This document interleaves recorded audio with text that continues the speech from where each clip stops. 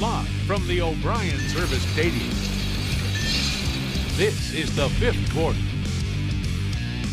The New Hanover-Hoggard rivalry is a special one. I think it's one of the best ones in the state. You don't have to do a lot of motivating for this week, and I'm sure it's the same way over there on Shipyard. No doubt about that. Hello and welcome to the fifth quarter. I'm John Reynolds, and this is my good friend Trot Nixon. He is back, and this is the place to be for coverage from week number 7 of the high school football season. Welcome back, Trot. It is Hoggard New Hanover night, and I could not think of a more appropriate night for you to be joining us in the fifth quarter studio. It's great to be back, John. Exciting night. Obviously, I'm still not a fan of this game being this early in the season, but it is that first conference game, so you want to start off on the right foot. Hanover-Hoggard tonight. It's going to be an exciting night. All the weather has cleared out of here. It's a good night for football. It is a good night for football, Trot, and for some reason or another, Hoggard has been a little slow to get out of the gate this season. You can say the same thing in regard to New Hanover, but tonight is a rivalry night, and both teams know they cannot afford to be slow with anything. Scott Braswell Stadium was the place to be. The place was absolutely packed with football fans. Apparently that video has not been put into the system yet, so here's what we're going to do. We're going to make a quick call right here and adjust. I'm going to toss it to the Laney game. We're going to toss it. This is not your fault. I'm going to take the blame for this one.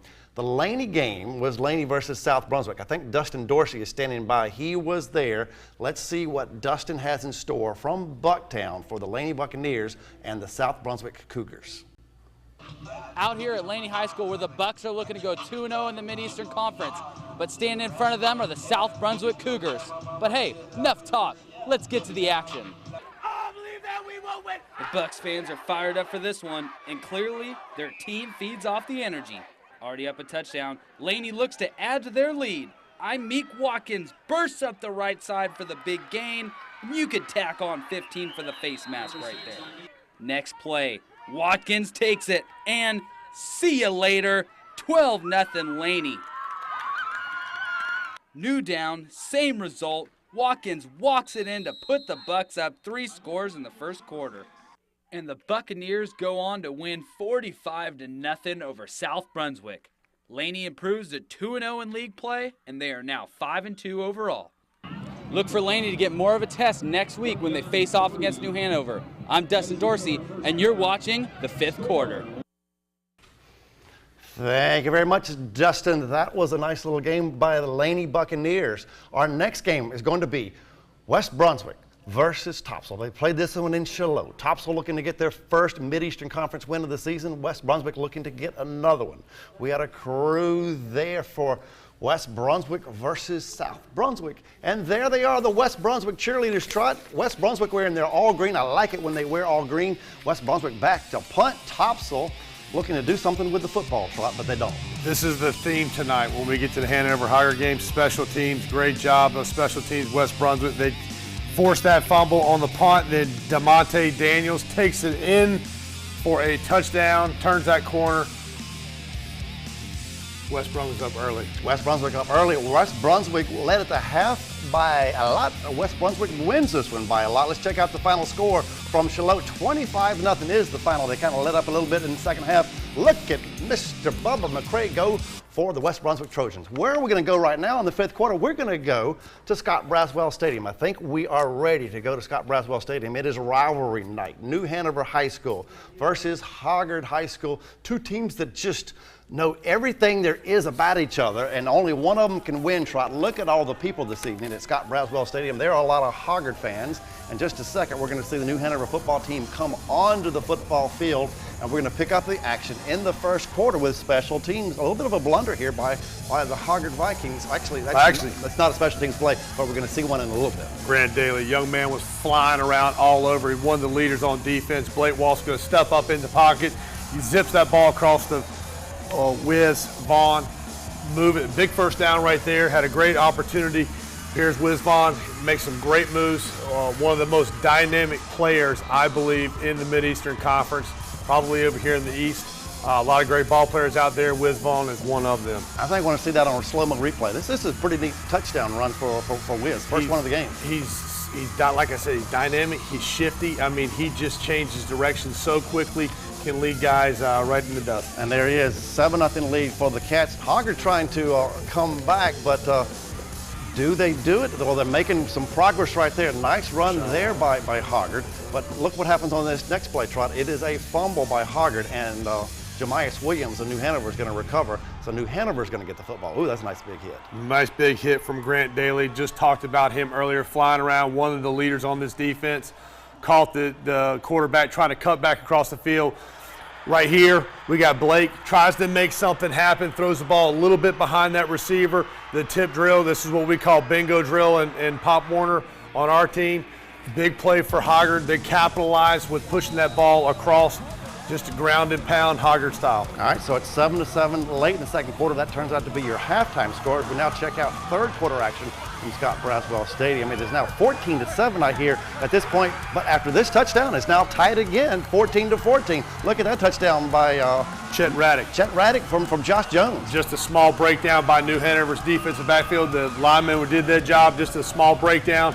But they capitalized right here. Keegan Santos, young man, plays the game the right way, goes about the right way, does things the right way, and finds himself in the end zone. Seems like he's been there forever, and I don't know about Wiz Vaughn, but I think he's kind of been there forever as well. I think we're going to see Wiz here in the fourth quarter with a touchdown. For a second touchdown, this was the cap for New Hanover. A little bit of celebrating. 34-21 is your final score. Did they celebrate on Hoggard's field? Yes, they did, and right now we're going to check in with head coach Earl Smith. You know, I know he was a little nervous. Your first Hoggard game as a sophomore is pretty tough, but to come over here and get this win is huge. And, you know, we're going to be all right. Got to regroup again for next week. We got another challenge to get back home, but proud of these guys, the effort. You know, we just never let up.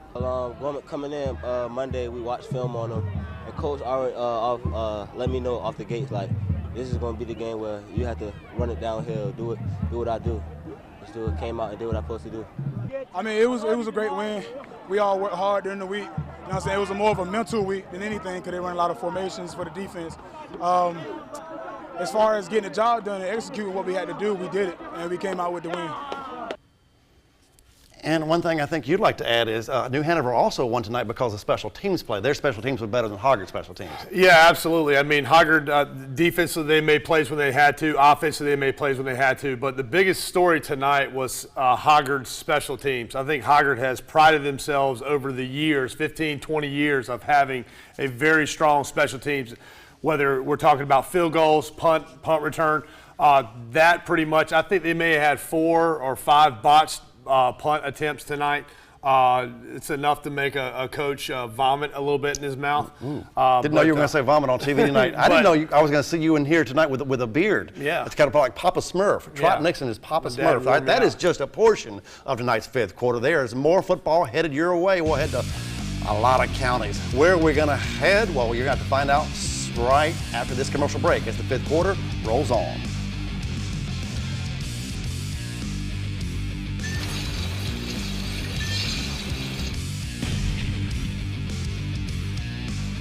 John Randleman, Trot Nixon. Earlier we checked out a couple of those Wilmington schools, New Hanover, Hoggard, Laney. You know what it's time to check in on now from Wilmington?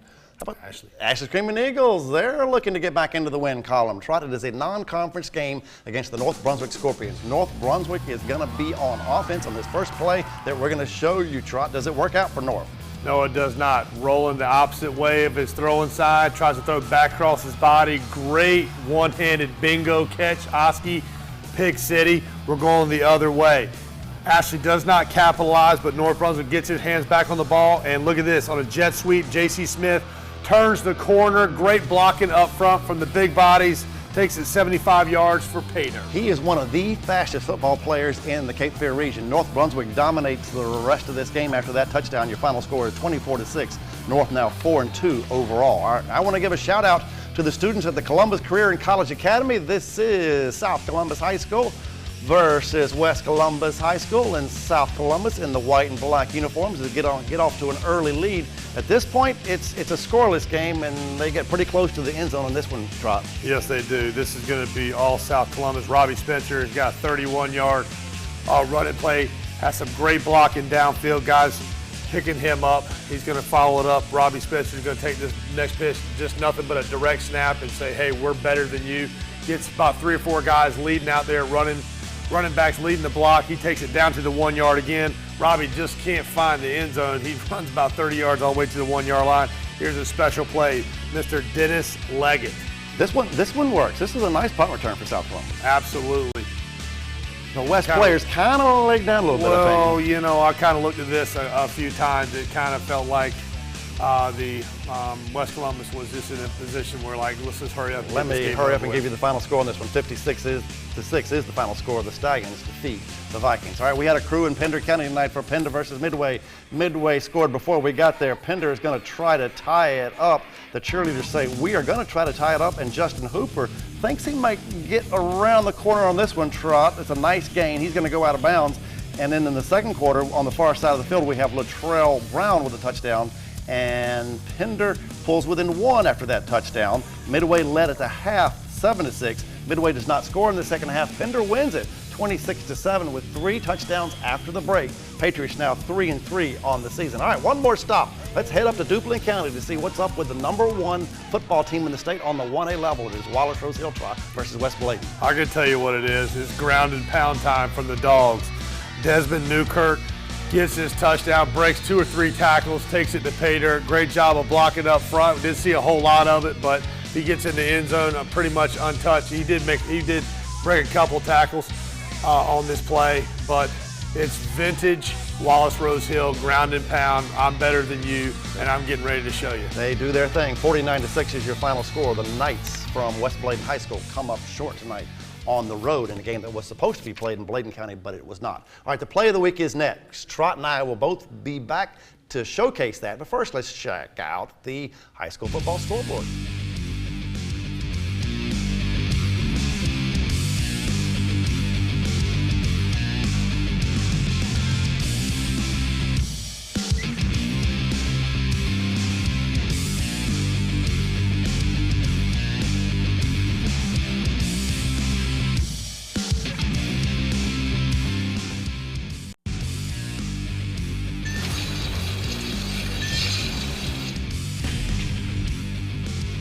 Play of the week brought to you by Perry's Emporium. Trot, we are heading back to Hoggard for the Perry's Emporium play of the week, but we're going to showcase a new Hanover player who was quite dynamic this evening. This is the first touchdown of the game. It is Wiz Vaughn. Absolutely. Wiz had 2 touchdowns tonight. Just sleek and smooth as he runs the football. You never know where he's going to go. The big nasties up front opened that seam for him. He doesn't need a very big seam. He slips right through there, puts it into the end zone. Great job of blocking on the outside. Big win for New Hanover tonight. It's going to be a good game next Friday, I believe, between the Laney Buccaneers and the New Hanover Wildcats. That'll be played at Legion Stadium, and I wouldn't be surprised to see you there, and I may be there as well. Yeah. It always is. You know, whether it's Hanover and Hoggard or Hoggard and Laney, Ashley and Laney, it doesn't matter. It's great to see our high schools get out there and get after it a little bit and see the fan bases come together. So it's a lot of fun. Speaking of great, it is great to see you here tonight. It was great to have you here in the Fifth Quarter studio for the last 7 years. Kevin Motzinger out of town tonight and unable to, well, at least not able to be here tonight. But thank you for the last 7 years. Yeah, thank you for tonight, and thank you for watching tonight's Fifth Quarter. I'll be back next Friday. Don't know where Trot will be. He'll probably be at Legion Stadium. See you next Friday, everybody. Happy birthday.